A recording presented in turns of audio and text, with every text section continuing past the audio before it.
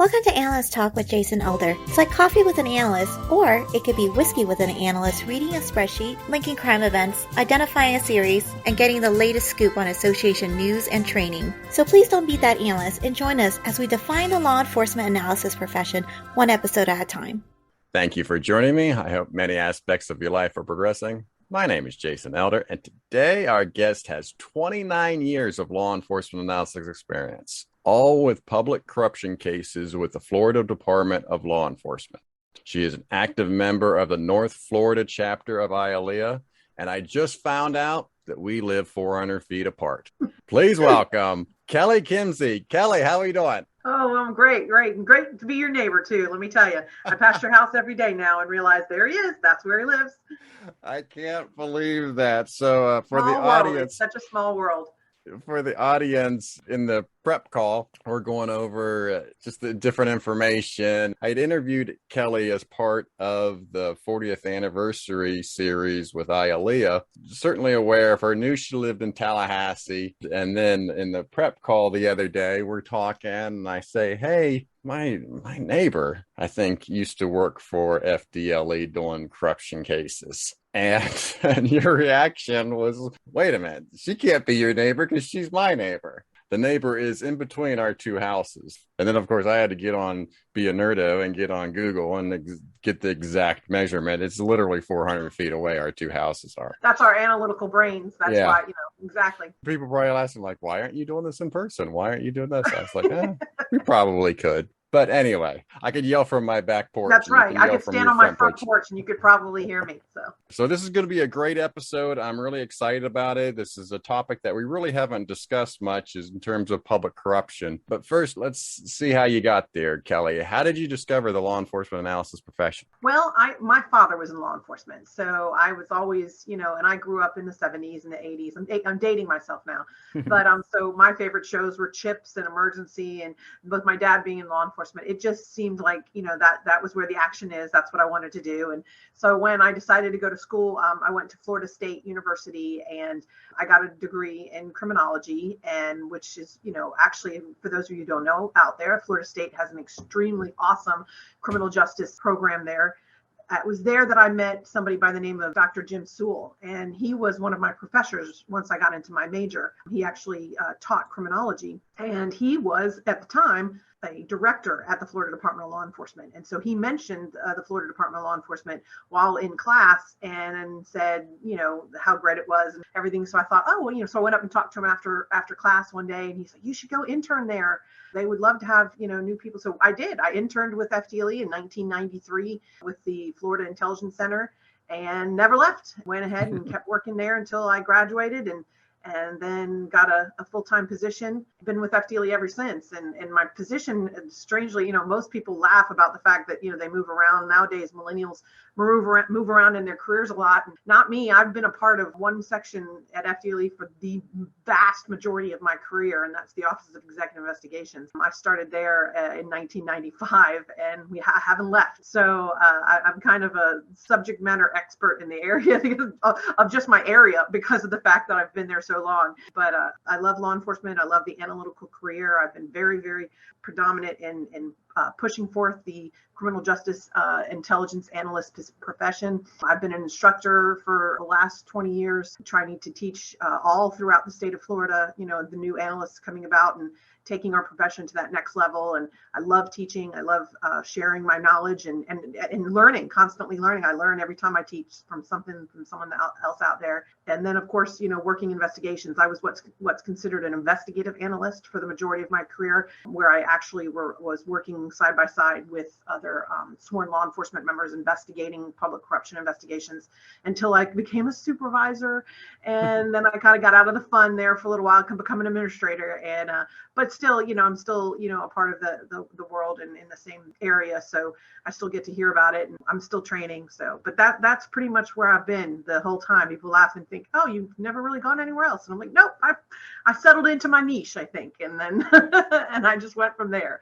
And I always say I'm going to die. I started here. I'm going to die here. So I'm going to retire in the same section I started in. But it's not really what I started, but very, very early on in my career where I started. You have been with the same office this whole time, but Mhm. it's a pretty big office, right? You're Right. talking about the law enforcement arm of the state of Florida. Right. Florida Department of Law Enforcement is the state law enforcement agency in Florida. Unlike a lot of states, when they say that, like, other surrounding states, when they say the state law enforcement, that usually means the highway patrol. And we actually, Florida is unique in the sense that we have an actual Bureau of Investigations, which is FDLE, where we conduct criminal investigations, domestic security, and we have an entire, mission statement that does not involve actually the highway patrol aspect, which is in most states.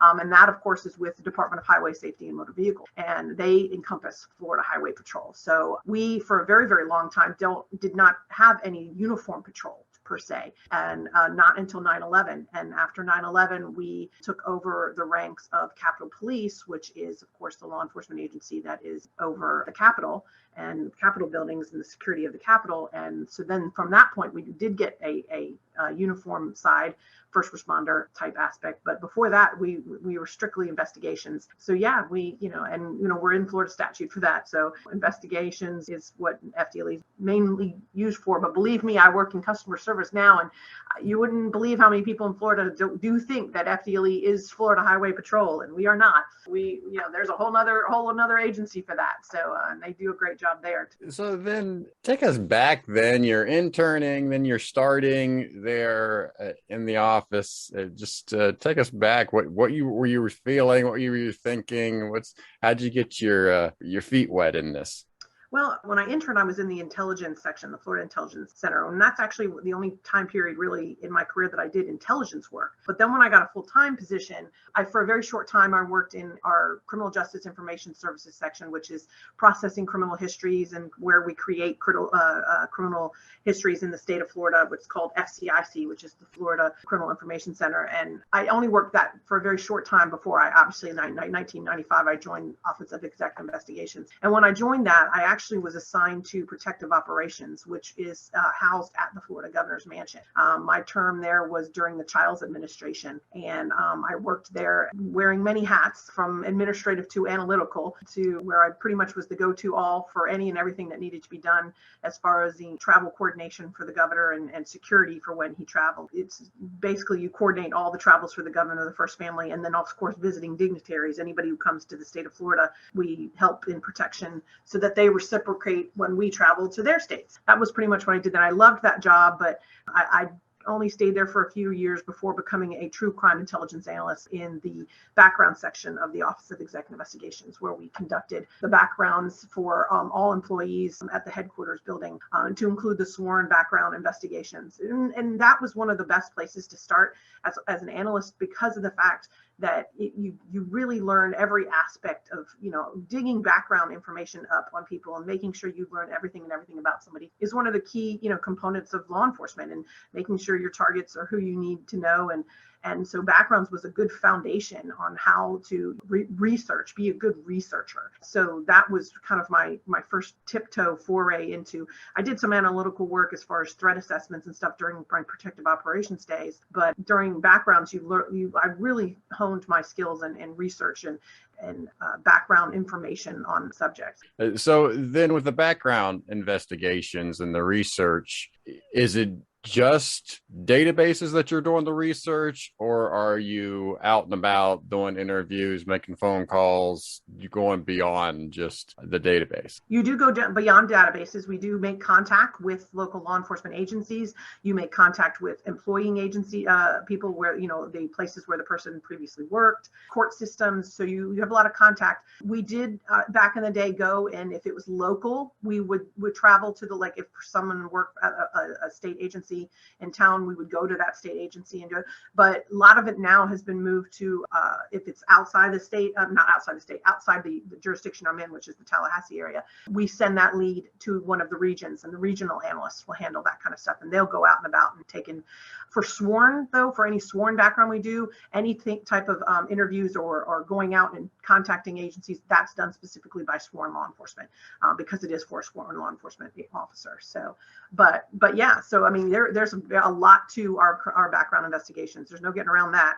Back in the day, in the early 90s, that really was, it's come a long way. We really take backgrounds seriously, obviously, in law enforcement. All law enforcement agencies do nowadays. And so, yeah, there's definitely some legwork to be done on those. And hence why I said it's a really good place to hone your analytical skills, because of the fact that you're doing a lot of research, digging and, finding those leads and following the leads and following the information and coming up with a good, thorough background investigation is always good to any agency that you're working. So is there one particular background that comes to mind when you think back? That's the best thing about backgrounds. That's, and that was kind of how I was with public corruption, is when you do, with public corruption, it was more a financial analysis when you learn finances on somebody.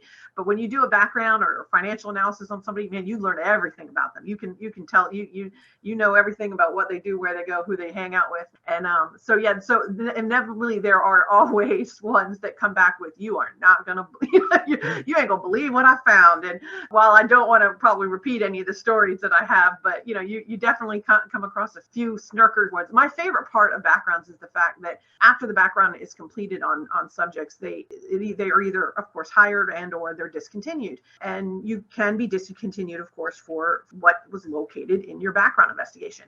And I always find it funny that we submit a letter to the person stating that pursuant to your application with the Florida Department of Law Enforcement, we have discontinued your background investigation, and the hiring process due to what we located. And they then get told that they can make a public records request on the background to find out what the problem was. And there were so many that you come across, and they go and they do request the public record and want to see what the background says, which is, fine, except for a lot of the stuff that is in there is stuff that there's no way you didn't know. You're like, you lived this life. You should have kind of known what we were going to find. So yeah, that always sometimes it was fun to me, was the fact that you're like, okay, you didn't know what was going to come up in this background. Were you not present for some of these incidents? So, yeah. Well, in Florida, I'm surprised all those results aren't public knowledge. It's incredible to me, the sunshine laws here and what you can get. So it surprises me that all those background investigations aren't public record. They are. Once they're closed, they are public record, and they can be public record.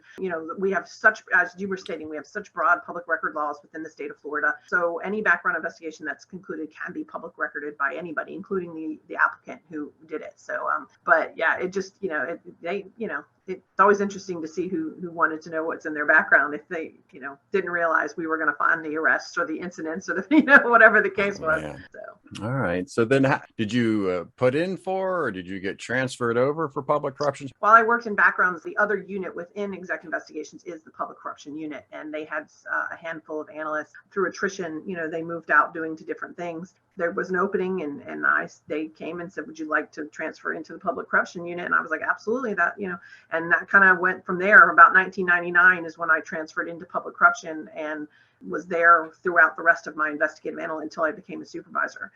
A lot of times an analyst, when they work in law enforcement, analysts are assigned units. They are assigned, like, you're going to work in the violent crime section, or you're going to work in the, grand theft, theft in, whatever section. You're going to work in the fraud section. You're going to work in the, whatever.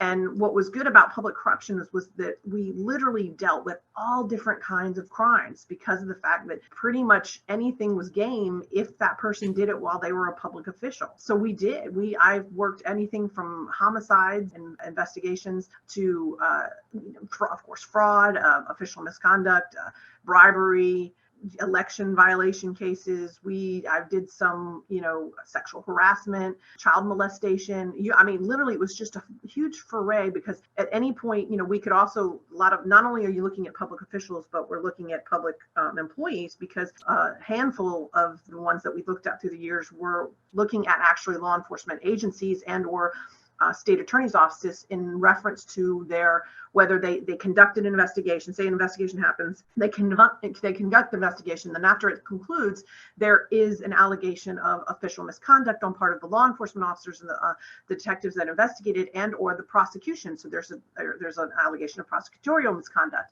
And so that's when we would go back in, and you have to kind of investigate that crime to be able to know everything, the steps that the officers took and the steps that the prosecutors took throughout the investigation. So that's why through the years I investigated so many. There was child abductions. There was, I mean, it was a massive amount of different, range of crimes because of the fact that it can be almost anything. And that was what made the case so very interesting, is that you don't, because I think if I ever had gone the normal route and been, say, violent crime, I think after 10 years of investigating violent crime, you get very jaded and you get very, it can take a toll, so to speak, or you're doing fraud for 15 years. I mean, that could get, I don't want to say the word boring, but you know what I'm saying? You're doing the same thing over and over. So it was great that I was in a position that it really, it was like you never knew what the next investigation would bring. So that kept me on my toes. So I'm trying to make sure I understand the range of this office. So if a public official commits a crime off duty at night, let's say they just killed somebody, right, in the evening on their own time, is that something that your office would investigate since it is a public official? Not necessarily.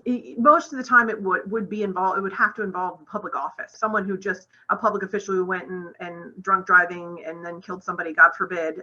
And that would be handled by the local police department. And, just because they're a public official, it wouldn't definitely, to have it come to the rise of the office of executive, it usually involved the duties, and position of the elected official and their duties. But like I said, because of the fact that we also looked at past investigations by law enforcement, investigating a law enforcement investigation that may have taken place, and whether or not the law enforcement agency did anything wrong during the course of the investigation, or if the prosecution did something wrong, we could look at that. But yeah, it's, there's no steady and fast rule necessarily that I don't want to speak out of turn and say we wouldn't do something or we would. But, on a whole, a crime that was completely outside the scope of official duties, that could be some normal local law enforcement can handle. And so I got a list of the types of investigations here that you have worked over the years. So some of them, I'm just going to name them. And if you could just give us an example of what that is. So bid tampering. Okay. Well, welcome to state government. Welcome to any kind of government, actually. As you know, in government, certain rules and regulations make it so that we actually have to put bids out for certain types of either products or services or something to that effect. And bid tampering goes back to when exactly what it sounds like, where, deals are being made. You tell somebody, what happens is when a request for bid goes out, you can't let those vendors know what it is exactly that the agency is looking for, what exactly the office is looking for, because that gives an unfair advantage to that vendor to be able to say exactly, hey, here's our bid and this is what we're going to do at this price, or what the prices are coming in at from the other vendors or whatever. That's bid tampering, where you're saying you're tampering with the process. It could even go about as far as but do you see what I'm saying? In other words, you're doing something that's going to give undue favor to another person or another vendor for that matter. So that's bid tampering. Yeah, and it's kind of the counter to that would be the kickback. Bribery and kickbacks is where they offer the vendor, we'll give you this contract, but it doesn't have to be the public official offering it. It could be the vendor offering. Either way, the point is that the public official receives money for having that vendor have that contract or having that, whatever it is. So we had that on one of our investigations, the big investigation that I'm most proud of, the Department of Corrections. There were kickback involved, where it was the Department of Corrections has a commissary for the inmates to be able to purchase food and various other sundries, and it's obviously a huge contract for certain businesses, and the commissioner and the assistant director were receiving kickbacks from that company they hired to be able to provide that. And it doesn't have to be. I'll just stop there. It definitely happens. It's out there. It can definitely be a problem within the public sector. How about prosecutorial misconduct? Prosecutorial misconduct is when the prosecutors do something that they shouldn't be doing, whether I don't even want to go into all the different things that they could do, but it happens where somewhere along the line, the prosecution, they cross the line, they break a law, they do something that is not within judicial process that they're supposed to do. So that's what prosecutorial misconduct. Okay. Conspiracy to defraud. Conspiracy is scheme to defraud. That is where a lot of times if you think of the word fraud, you commit fraud. You do something, that false claim of benefits for which he or she is not entitled to, in order to avoid a liability for payment. Okay, that's fraud. So scheme to defraud or a conspiracy to do it would be a lot of times where you say, hey, this is a scheme to defraud. It's not just one instance. It's where they've done it numerous over and over and over in time. And conspiracy involves where there's, they plan to do it. This is how they're going to do it. They take out plans to, figure out how the best way to defraud somebody of something. So. All right. And death investigation. Yeah, we definitely did a handful of death investigations. And what that involved was because of the fact that, again, for instance, there are several that I can think of that we went back and where you're going back after the fact. In other words, a death has occurred and a law enforcement agency has investigated that death. What happens is years go by and something comes up that leads to the possibility that there was some type of official misconduct on part of the law enforcement. There was some type of misconduct on part of the prosecution. And because of that, here, a death investigation is one of the, obviously the worst investigations anybody can work because it's death. I mean, it's the worst crime out there, murder. So what happens is we would then go in after the fact, and review the investigation to determine whether or not everything that was done by the law enforcement agency or by the prosecution was correct and everything was followed by the rules and whatever. And because of that, you literally are looking at everything all over again, almost like investigating the death again, because you're making sure that they, followed the rules, that they did all the steps that they should. And if they didn't do the steps, how did that affect, if they didn't do certain things, how did that affect the outcome of the investigation? So yeah, we definitely would go back and look at things like that. Okay. So then let's go over a little bit of the anatomy of the public corruption investigation, because I'm assuming that most investigations start with a complaint. Somebody bringing this to your all's attention that, hey, this happened. Will you go look into it to see if anything is not right? Is that correct? Right. I mean, a lot of our investigations are brought to us by the sheriffs and or public officials themselves. They can be brought to us by citizens, or we can be ordered by the governor pursuant to a governor ordered issue by the governor's office. So there's definitely some different ways that investigations get brought to us. I'd say the majority of them are through the governor's office, but that's not all of them. Some of them, like I said, we are requested by another law enforcement agent to come in and look at some stuff to determine if anything was wrong. Okay. And then from you as the analyst, you get assigned the case, and then I want to kind of go over the compare and contrast. And I know you've been doing this all your career, but I want to compare and contrast how public corruption case from the analytical perspective compares and contrasts to maybe somebody say is a typical criminal investigation, a homicide, a robbery, street crime. Well, the difference between a public corruption investigation and any other investigation is usually, the main aspect of it is the fact that you are investigating somebody who is already in the public eye. You're investigating a public official, which makes it a very high profile investigation. Majority of public corruption investigations are in the press. They're always, people, they know that these investigations are taking place.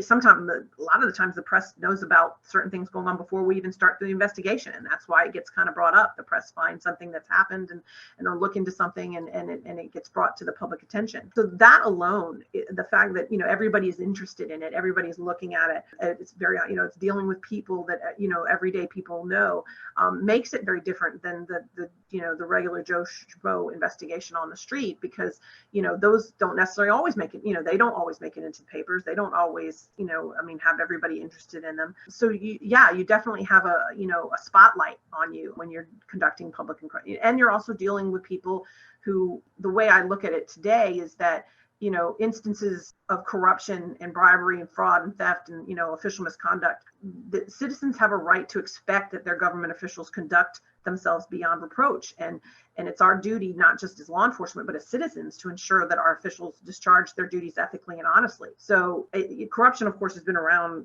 since the very first government ever. There's always been corruption. And so we have to be looking into those public officials that have become more interested in serving themselves than serving the public.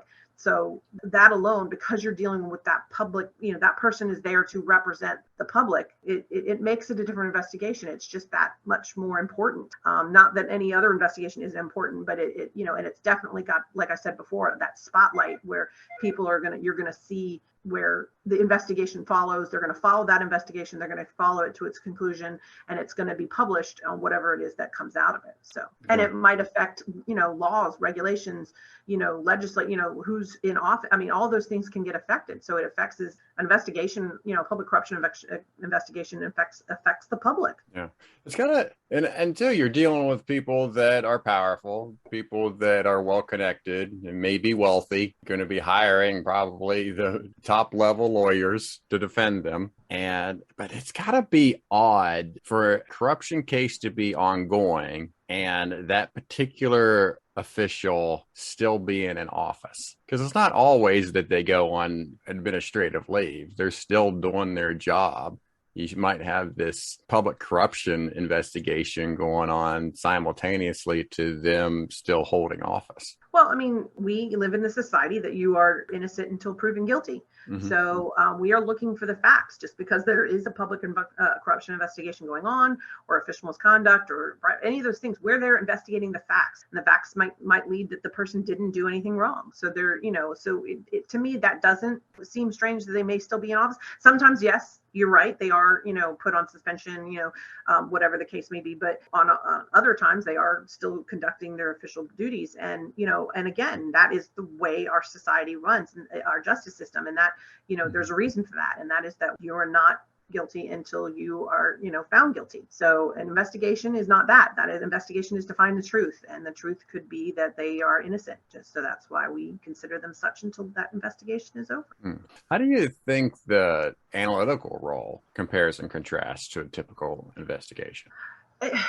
I don't want to say it's very different. I mean, because you would use the same techniques and tools to conduct any investigation. The only thing I think would be a little different is you do examine, for instance, conflict of interest. That plays more of a role in a public corruption investigation than it does maybe in normal criminal investigations, where, obviously a conflict of interest for a public official is very important to know. But other than that, I mean, you do the same thing for anything. You're looking for patterns of activity. You're looking at behavior, possible motives. You're looking at their finances, because sadly, no matter what type of investigation is, I mean majority of them, money is the root core of all. Not all, I should take that back. There's a root core of many of what the ills of our society. And it is something that plays a role in a majority of our investigations. So looking at, their financial disclosures, that is something that's good about public official investigations. There is something out there specifically for the state of Florida that we have, which is financial disclosures. All public officials have to report their finances every year. And so you're able to see what it is that they say that their income is, or what their debts are and whatnot. And that's public record. Anybody can look at that for all the public officials in the state of Florida. But the tools and techniques that an analyst would use as far as research is the same across the board. It just knowing, again, that everything you do will be looked at, scrutinized, because you're doing it against somebody that, like I said, this isn't your neighbor John Smith down the road. This is the head of an agency. This is a sheriff. This is a elected county commissioner. You get my point. You take that into account of the fact that we don't want to conduct fishing expeditions. You don't want to be looking into things that, to us, that, you investigate the crime. You don't, there's no need to, dig through things that aren't relevant to the investigation. And you do that for all investigations. You want to make sure that you keep your focus and just investigate what the allegations are and what's out there. So are there only two outcomes? Either yes, they broke the law, or no, they didn't? No, there's actually several outcomes that can come out of a public corruption. Of course, we have a criminal charge can come out of it, charging and arresting somebody. There can also be, without a criminal charge, there can be a suspension or removal. So even though we don't charge them with something, they can be removed from office if the governor can remove people from office. There can be a recommendation for administrative changes where we say, okay, we're not going to charge them anything, but the way this happened, maybe we need to make some rules, and, you need to change some things administratively so this doesn't happen again.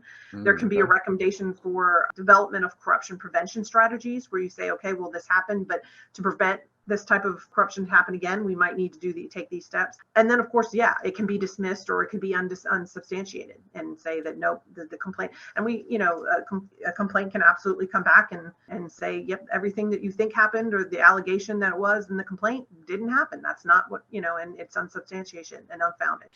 So there's definitely different things that can come out of it.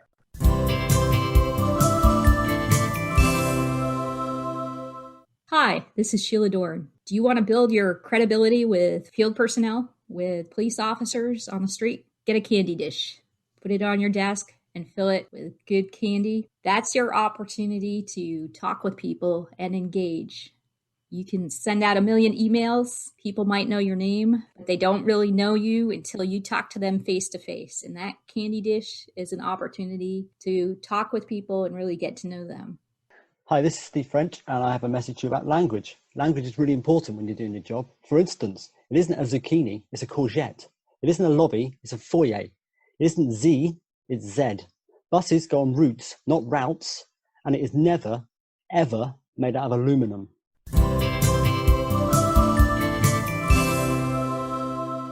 All right. Well, this brings me to your analyst badge stories. And so these, for those that may be new to the show, this is the career defining case or projects that an analyst works on. I would say my case that I'm most proud to be a part of would be the one that was involving the Florida Department of Correction. And that is in between 2004 and 2006, we had an investigation into corruption within the Florida Department of Corrections that resulted in like 6 arrests in the main investigation. And we had numerous spin-off investigations that also resulted in about 11 arrests. And then also the result of firing or forced resignations of about 15 correctional employees. So that investigation that we conducted there was one we investigated something and we made a change. The initiation of the investigation started with allegations that the Secretary of the Department of Corrections, James Crosby, and one of the regional directors, Region 1, Alan Clark, had utilized state material and property and state resources, which is basically money and personnel, for personal gain. This included the use of correctional officers to perform personal services for Crosby and Clark while they were on duty and were not related to any official DOC duties. I was utilized a lot during the several years of the investigation, including, extensive reviews of documents provided by the DOC, such as timesheets, inventory, purchasing card records, as well as documents we subpoenaed from various vendors doing business with DOC to include banking and financial records. And ultimately, the investigation revealed a broad array of legal activities that were directly related to both of the secretary and that regional director, and a select group of DOC employees closely associated with them. What were some of the tasks that they were having these employees do? Well, I can name a few of the things, including, and some of these led to spin-off investigations. We made arrests for numerous thefts, abuse of inmate labor, where they'd have inmates do work on their personal homes, their personal boats. They actually hired a phantom employee to work exclusively for the DOC softball team, and he never worked for DOC. He only played softball. That's a hell of a swing. Yep. And then, of course, ultimately that kickback scheme I talked about directly involving Crosby and Clark. It was a quite investigation that led to numerous arrests and a real hard look at the Department of Corrections as it was at the time, and hopefully led to them being able to better serve the state in what they do, and got rid of some of that stuff that wasn't going well. But they both, Crosby and Clark, pled guilty to federal court with reference their involvement in the kickbacks. Could this case have stayed with the state of Florida, or it had to go federal? We got a lot of state charges out of it, but yes, it did go federal, where we worked with the FBI on the investigation. So, but a lot of the arrests were made, they were state arrests, because like I said, it uncovered a broad range of corruption on different levels within FDOC. But like I said, they became a stronger agency following those arrests of those certain corrupt employees, helped them become a stronger agency. So that like I said, I think we made, that was the one where I felt we made a difference. And that's what, like I said, I was stating before, the public, we deserve that. We deserve people that are there to, if you're a public servant, you're supposed to be serving the public. You're not supposed to be taking advantage. And so, yeah, I was really proud of that investigation, being a part of it, because of the fact that we were able to uncover so much and clean up. So what were some of the tasks that you did for the investigation? I had to do a lot of reviews. We looked at purchasing cards. So those are finance. So those are records where members of the state, you actually are issued a credit card. And so so those are purchasing card records, credit card records, inventory, because there was allegations of inventory inventory being, taken and personally being used, timesheets, looking at time records. Obviously, there's the phantom employee, looking at that. And then, of course, there was several spinoff investigations in reference to vendors that DOC was using and money that they were getting from vendors, or if they were selling products, selling metal and whatnot to those vendors, and then pocketing that money. So a lot of financial records and business records I'd had to go through to keep track of what was coming in from DOC and what was actually coming out of DOC, such as like the metal going to the recycling centers, and then that money that would be received from the recycling center, was it going back into DOC? Was it going into their pockets? Was it whatever? So yeah, there was a lot of different, and then of course general basic research on the subjects too, just knowing everybody and who they work, how long they worked there. Yeah, it was it was a very large investigation, and my analytical work, it ranged throughout the time. It was almost like anything they needed, I was there for them to hopefully give them what they wanted and what they needed, to find somebody if they were looking for people. We had to deal with a lot of inmates and interview inmates, and some of those inmates had already moved on and had been discharged from the Department of Corrections, and we'd have to locate them. And so yeah, it was definitely an investigation that stays in my mind, and it's now been however many years since, and I still I feel a lot of pride in that one. How long was this going on? To be fair, it's been a few years. I can't remember when, but it had been obviously going on for some time, but our investigation started in 2004. So that, like I said, that was one of my, I'd been an analyst for about 5 years with EI at that point. And it was a 2 to 3 year investigation, you said? Yeah. And especially once we got into the federal aspect of it for that. But it was just one of those things that every time we talked with someone, something else would come up. And so like I said, we had, I think it was 14 maybe, in spin-off cases where you have the initial investigation and then other things arise and you get about, you spin off other investigations. So yeah. So what did the two main guys get? They were charged federally. They pled guilty to federal court for taking kickbacks. So yeah, so they went to federal prison. Do you know how long? I'd have to look that up. I apologize. I don't have it in front of me. That's interesting. And so this in particular brought back change. The agency took on new leadership after this investigation. So that was great. And, of course, that new leadership pled to, go ahead and continue cleaning up and making sure that this type of activity wasn't continuing. And so that was great. That was, and like I said, we did arrest a total of, it was 15 correctional employees. So that's, think about it, that's a good chunk of, at least, and also a deterrent for those knowing that if we didn't arrest you, but were doing something wrong, maybe you shouldn't do it anymore. Was there any policies put in place? To be honest with you, I'm sure they did. And I was wrong. I'm sorry. There were 11 arrests, but 15 resignations. Yeah, I'm sure, like I said, that was what was good, was that they got a new secretary who came in the door, and as well as the Inspector General's office, which is their investigative hand in Department of Corrections. During the old regime for this Secretary Crosby, he did not like utilizing the Inspector General's office, and so they're kind of, their hands were tied sometimes. And of course, so with the new administration coming in, they pledged that the Inspector General's office would be able to have free reign to keep going back and doing what they're supposed to be doing, which is to help. So when there is misconduct or any kind, to put an end to it. So yeah, it was like I said, I'm very proud of that investigation because of the fact that we seem to help make a difference. But again, DOC and where they've come to this day, it's all them. They, you have to, pick up and move on and know that, we can make a change. I certainly could talk about that all afternoon. I think it's a fascinating topic. And certainly 29 years worth of work that you got there. I certainly could talk about it for hours and hours. And before we move on, just a shameless plug that we do have our 100th podcast episode coming up, March 28th. We will have a special guest, so stay tuned for that. So Kelly, I do want to talk about your transition from an analyst to a supervisor. And you alluded to it before, where you go from being a worker to being an administrator. So right. Talk about that transition and just from your perspective, managing analysts, dealing with executives. The way I look at it is, when you're the analyst, it's like this in any job, when you're the sworn law enforcement, when you're the officer or the agent or whatever, when you're actually, the line in the lineman, you're doing the fun stuff. You're doing the investigations. You're using all these tools that you learn about every day, all these different skill sets that you find, all the, running the databases, doing the analysis, looking at phone records, looking at finance, you're doing all the fun stuff. And then when you move to administration, you're out of that sandbox, as they call it. You're not there to play anymore. Now you have to administer and you have to supervise. And while I wanted to do that, that was the logical next step. You get sad sometimes when you think about the fact that people will say something nowadays and they'll be like, oh, well, do you utilize this? And I'm like, yeah, no, I don't really get to play in those things anymore because I'm a supervisor now. I don't, really, so that's sad. But in the whole, being a mentor and being a person that can lead analysts to be better and to help mold new analysts coming up,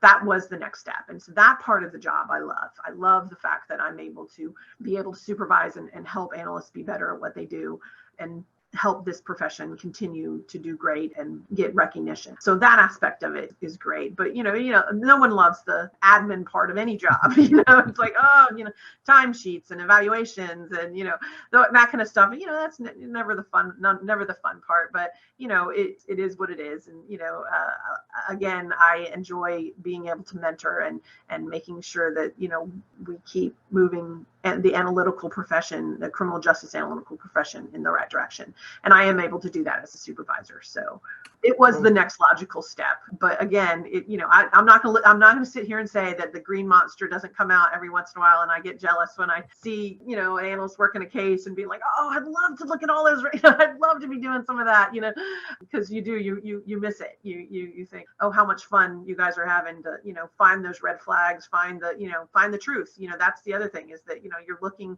It doesn't always lead down the path of arrest, and that can be just as well as to exonerate somebody and say, this person didn't do whatever it is that they're being accused of. And so, yeah, I'm human. I'm human, and I can say that occasionally I get a little jealous, but it's all for the best. Yeah. What about dealing with executives? What advice would you have for someone maybe that's just becoming a supervisor and dealing with executives? Well, the main thing is communication and to make sure that they know what it is that your analyst and your profession can provide, and to make sure that they know that we have a voice, that we can contribute. And that's the biggest, that's what I've been fighting for all, my career, is to make sure they know that there is a huge difference between the sworn and the non-sworn as far as analysts and what we have in our agency, which are agents and inspectors, because of course, they carry a badge and they have a gun and they have arrest powers, and absolutely. But we are just as much an integral part of these investigations and can contribute just as much, if not equally,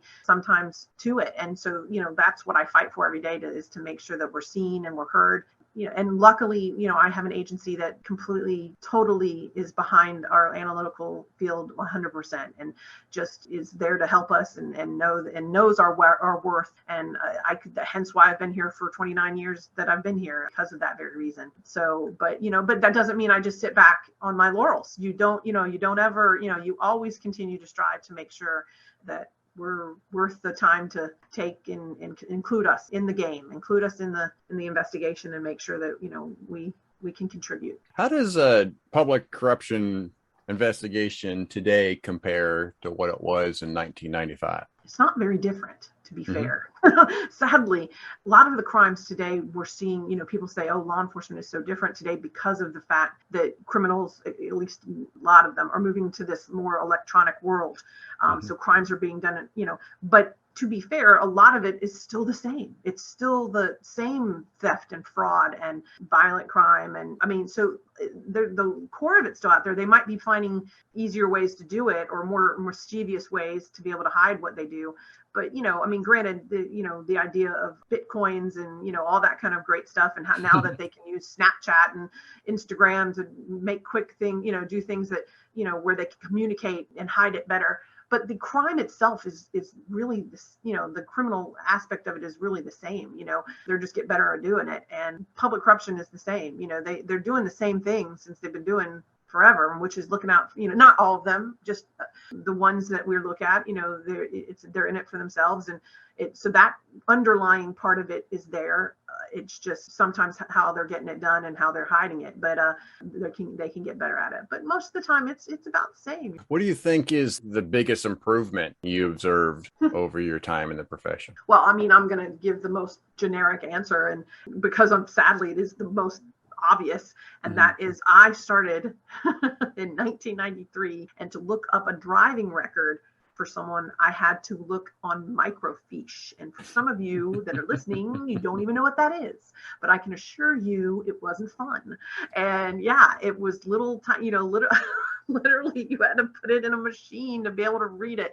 And they were these little, it was almost like, what is it called? The photograph exposure thing, I'm talking about with the film strip.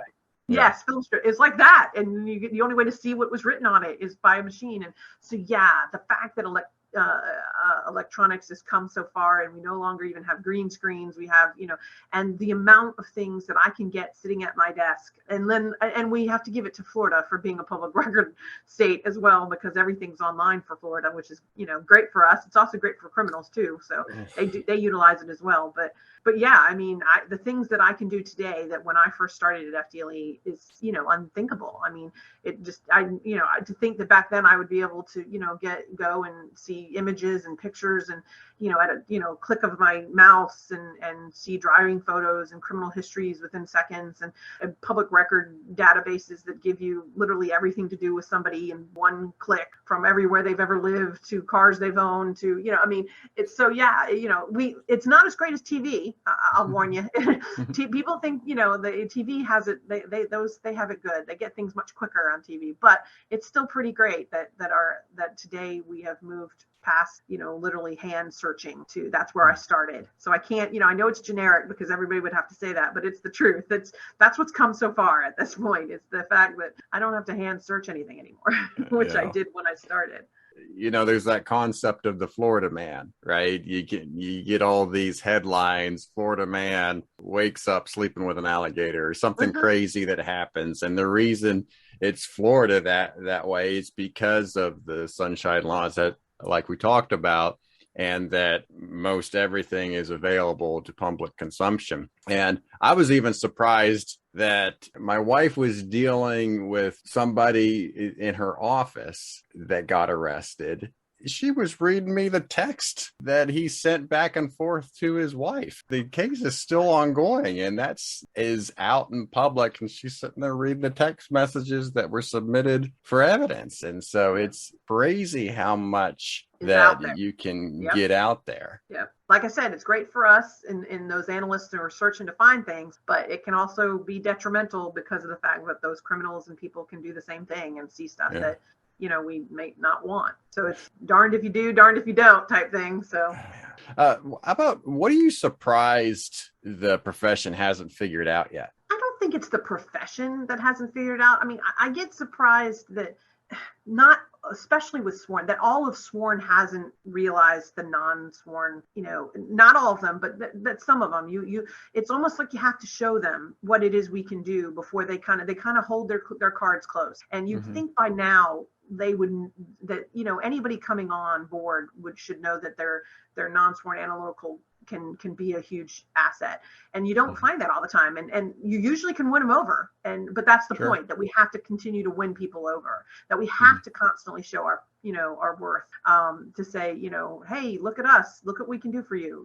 I'm shocked that we still have to fight that battle sometimes. I've had some people come in the door and literally they're like, well, I don't know if I should, I don't know if you know what you're looking for. And I just want to be like, I've been doing public corruption longer than you've been a cop. I don't know what you want. I mean, and then luckily they come around and they realize, oh, wow, look what they can do.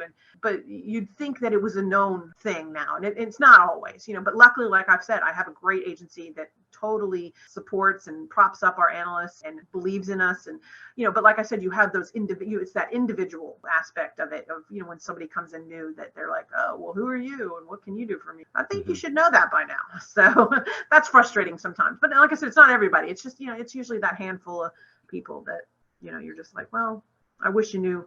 Wish it was a given. I wish it was a given by now, but we're still working on that. Maybe 10 years from now, it'll be a given. Yeah. And I think a lot of it deals with they have to be responsible for every bit of information that's part of the case. And that they have to be able to defend it against cross-examination. And I think that's where they just don't come to analysts right away. It's what you said, like, all right, what can you do for me? It's not necessarily that they're going to be like, oh, I'm going to go to that person right away. It's like they're questioning it and not sure how you fit in. And I think because they have to get questioned about every single bit, they're only going to bring people into the fold that they can truly trust. Right. And like I said, you wish that that was already there. And like I said, it's not everybody. It's just on you have that handful that come in the door and they're like, I don't know. And you wish that it was, a known thing that we're here to help. We're here to help you. We're here to, make your case better and to. So yeah, you wish sometimes that. Yeah, and the worst thing an analyst can do is not come through, right? Because then you just you self-fulfilling prophecy. You just proved why they don't need to use you because you messed up. Not that I expect analysts to be perfect or anything, but but you have a very valid point. Absolutely. Yeah. So because if you do well, you're going to get more cases. If you mess up, you're not going to get the best cases, at least not right away. There's going to be a period of time before somebody circles back with you. It obviously takes what the mistake is and whatnot. But that goes back to don't be that analyst that shuts down when they don't get it right the first time. A lot of times the person asking the sworn or whatever, they don't even know what they want. And so, when you bring it back and they say, oh, well, this isn't really what I was looking for. Don't be like, oh, well, I screwed up. I didn't, I did it wrong. And they're never going to use me again. Be a part of the solution. Be like, okay, well, what did you need? What are you thinking? What are, communication. It's about, don't shut down. At that point you need to speak. We're not mind readers, and sadly, like I said, because of the fact that sometimes, whoever it is doesn't even know what they might even think that they want, then you be a part of that solution, tell them some things, say, were you thinking of this? Were you thinking of that? What else can I do that would be more of what you were thinking, instead of just shutting down and walking away and being defeated. You have to be part of the solution and know that we're not perfect. We can't read minds but we're all here to help. And that's your job as the analyst to, kind of see where you can best fit in and what analytical tool you can use to best suit the investigation. You have to pull your bootstraps up and take that construction criticism and say, okay, well, if this isn't what you want, then what can I get for you? What is it that you can see, and how can I make it better? And how can it be, a lot of times people won't give that feedback unless you ask for it. They'll just say, no, that's not what I needed. And they'll walk away and you'd be like, wait, well, what did you need? So. All right. Well, let's move on to IALEIA now. And as I mentioned in your intro, you're an active member. You've been on the election committee. You're currently active with the Northern Florida chapter, and you are chapter support chair for IALEIA. So I guess, I don't know, is there one place you want to start? Well, basically I joined IALEIA in 2007, and we had a Northern Florida chapter who was run at the time by Christy Manzi, who was also the certification coordinator for IALEIA for many years. And she was great. She was the president. She is what introduced me to IALEIA and really showed me the benefit of what it could do for me and for, and what it's doing for the profession. But sadly, Christy was, towards the end of her career at that point, and she was moving on. And so she needed people to take over the Northern Florida chapter for her. And so in 2009, I became an officer at the time with the Northern Florida chapter. And we really took it under our wing and thought, okay, well, let's see what we can do with this. And we proceeded at that time to start, we quadrupled the amount of membership we had in the next 3 years, and really brought it to the forefront of, we want people to come to these meetings and walk away going, that was worth my time. That was where, I got something out of that. And one of the ways to do that is to make sure you're roundtabling and get people to talk and get people to say, what problems are you having? What issues are you having? What things you are great? What have you found new databases? Have you had a great, success story that you can share that people can learn from? What is it, all these different, things. We're here to help each other out and share our skills and our resources. And being the officers at the time, we were there to facilitate that roundtable discussion on, how can we, do our jobs better? How can we be better analysts? And it really took off. And I've been an officer since that time, majority of the time spent in the president's seat. Currently now I'm sitting as secretary, and we have some other members that stepped up just this January. So I'm excited about that and seeing what they can do and what new ideas come about. But as far as international is concerned, I became more active once I became president. I was obviously an officer for a while, and then I became president. That really, once I started dealing with the international board and things on that nature, I really saw, it's just, I can't go on about what a wonderful organization. People talk about joining a professional organization for the career that you're in, and what it can do for you. And this is no better example than IALEIA and how it supports the international law enforcement intelligence analysts around the world. Just vowing to bring training and certifications, and the conference every year, is great. And just, I can't say enough good things about it. And currently, though, I have to say that I've always been pro chapters, the local chapters. And that's why recently I was appointed as the chairman of the chapter support committee to help out with the chapter director in fostering chapters that are either dwindling or have become defunct and now want to restart, or just any chapter support whatsoever, whether you're a thriving chapter like Northern Florida or brand new one like Southern Florida, like we have, whatever we need to do so that we're representing the international side of it, and that international is here for them, and we're here to help them do whatever they need to do to become a successful local chapter. Because I feel like that's where we get most. You see, we have 4 meetings a year for Northern Florida, so 4 times of a year in the quarterly we meet and get together and network.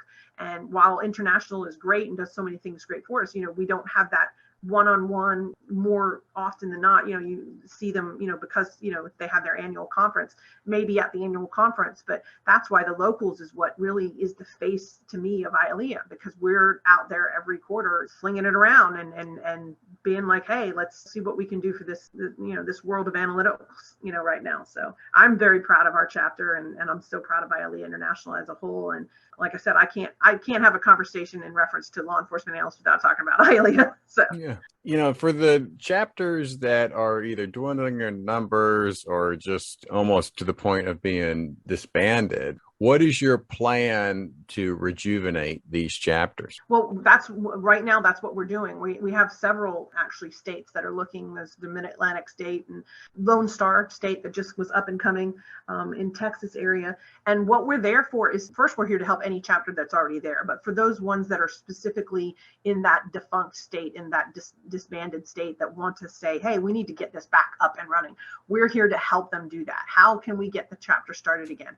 How do we get the people involved? How do we, once we do get some people involved and they say, yeah, let's do this, how are we going to go about getting bylaws written and, a bank account open so we can collect dues and, all that kind of stuff. And then also what training, let people, training is like everybody's number one topic and priority is how to get trained. People want to learn, to constantly, if you're a good analyst, always wants to be learning. Like I said, I've been in this career for 29 years. I will never turn down a training, even if it's something that I like Excel, that I know Excel backwards, so I live in it every day. I will never turn down an Excel training. Inevitably, there will be something there that I learn and I find, and I get like a tip or trick that I didn't know before. That's with all training. While some of it could be redundant, you're usually going to find something new and interesting that you didn't know before. And so a good analyst always wants to improve themselves. And so training is a big thing. And so that's what a lot of them want. How can we get training? How can we pay for training? And we are helping with that. We're IALEIA has set up a way to be able to front out money to local chapters to help them with training.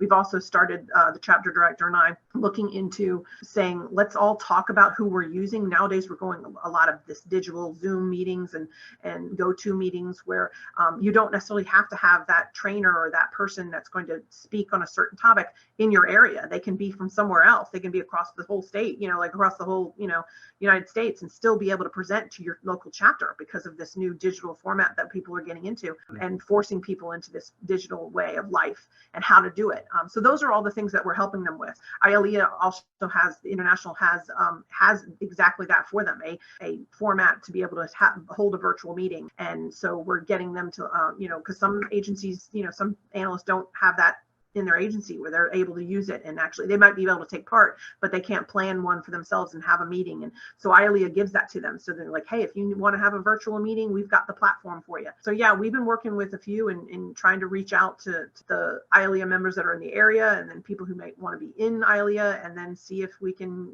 get some chapters back up and running. So we're really excited about it. So, and you can't say Northern Florida.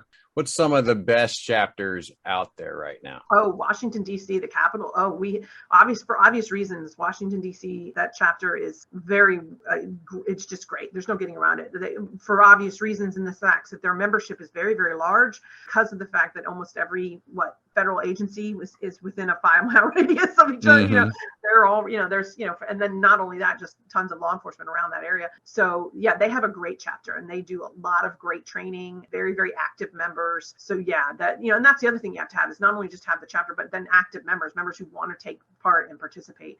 And that's what, again, we're trying to help with. How do you get your members to want to be involved? And, so yeah. And like I said, I'm a big believer in the roundtable discussions. And so I've been trying to get people to see that, that's the thing, at Florida, when we would go back and when we were just starting, and they said, well, what was it that you enjoyed about coming to the meeting? What was it that, and they'd come back and they'd be like, well, we liked the discussions that was going on. We liked the speaker too. They'd say they liked the speaker, whoever it was that we asked to speak during the meeting, but they'd be like, and I learned about this, and I learned about this database, or I learned about that everybody else is having a problem with this. And, or like, I didn't know that this was whatever, you get my point.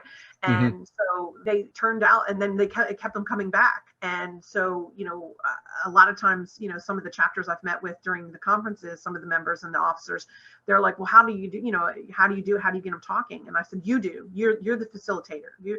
You and the officers, if you start talking to them and you start asking questions and you start the conversation, people will jump in, and people will start, like, oh, well, she's saying this, I'm going to, I have this, and they'll jump into the conversation, and you have to facilitate it. If you just say, does anybody have anything you want to talk about? Everybody will just sit there, they'll be like dead. You'll hear the crickets, So I said, you get them started. You get them, you facilitate it, you get them the conversation moving, and most definitely people will start to open up and share. And that's, like I said, you walk out going, wow, I just learned something I didn't know before. And people like that. People want, they want to feel like they get, I don't want to say get their money worth, because, but get their time. Time is it right now. I mean, analysts have to go away from their job duties to come to a meeting. You want to be able to say, hey, that was worth it. Yeah. All right. And we'll put in the show notes there the link to the 40th anniversary episode that Kelly was on, where it was on IALEIA Chapters. And so you can certainly get more information there. All right, Kelly, let's move on then, talk about personal interests. For you, you're a vampire person, which I find fascinating. So when did the love of vampires come about? So I joke about this, because there's lots of people that like mine, especially young adults that love vampires and all that. I loved them when they were before everybody else loved them. So I get that little gold star for saying that I'm not a follower, I'm a leader. And when I was in high school, I think maybe it was middle school, I don't know when the movie came out, but the movie Lost Boys came out, and I just loved it.